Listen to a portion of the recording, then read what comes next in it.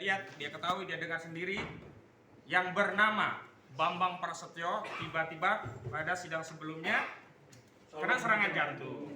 Tapi pada kesempatan kali ini kami mendapatkan kabar dari saudara jaksa penuntut umum bahwa saksi Bambang Prasetyo meninggal dunia. Kita sebenarnya sangat berharap, tapi ini kehendak Allah. Karena saksi ternyata meninggal dunia. Tapi kami berpikiran jangan-jangan ini adalah efek mubahalah.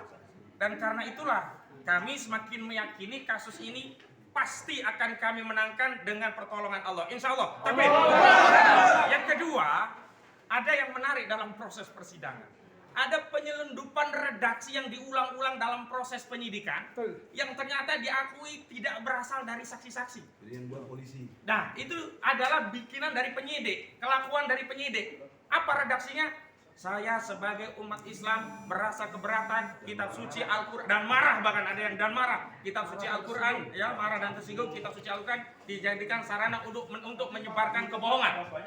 Dan itu selalu berulang-ulang, padahal setiap saksi ketika kami verifikasi melalui proses tanya jawab, ya ternyata tidak menyatakan itu.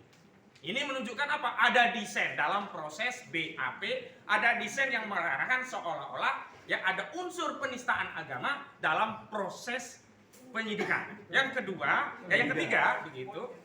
Desain itu juga ada dengan munculnya nama kakak ibu negara, Nyonya Iriana yang bernama Anto. Ternyata Anto itu kakak kandung dari Nyonya Iriana yang mengajak kepala sekolah dan beberapa teman-temannya tadi ya untuk datang lapor ke Kapolres, kepolisian untuk diambil keterangannya dalam rangka untuk melengkapi berkas. Dan lucunya, jangan lucu ya ini.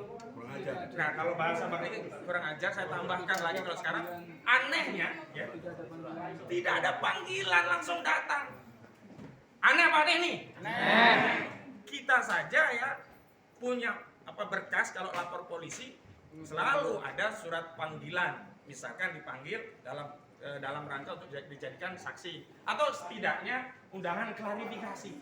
Ini benar-benar ada dugaan kuat ya intervensi kekuasaan dalam kasus ini. Kalau tidak ada intervensi kekuasaan, makanya proses dan prosedur hukum dalam klub pasti akan ditaati. Itu yang perlu saya sampaikan dan saya harapkan Gus Nur tetap semangat karena ini perjuangan bukan hanya perjuangan Gus Nur, tapi ini perjuangan kita untuk memastikan legasi sejarah bangsa dan negara Indonesia. Kita tidak ingin memiliki